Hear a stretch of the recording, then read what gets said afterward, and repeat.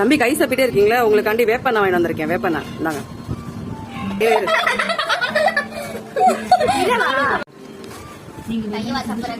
கைய சப்பரில இப்ப பாரு வேப்பண்ணி வைக்கிறேன். நீ எப்படி வாயில கைய வைக்கிறேன்னு பாக்குறோம். கை சப்புங்க. எப்படி கை சப்புங்கப்பா? வாயில கை வைங்க.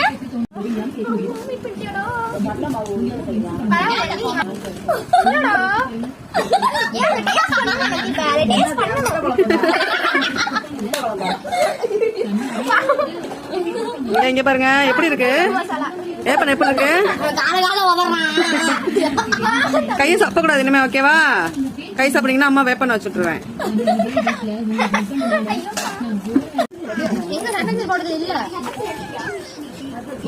ஏன்பா கசக்குதா? அப்படிதான் கசக்கும்.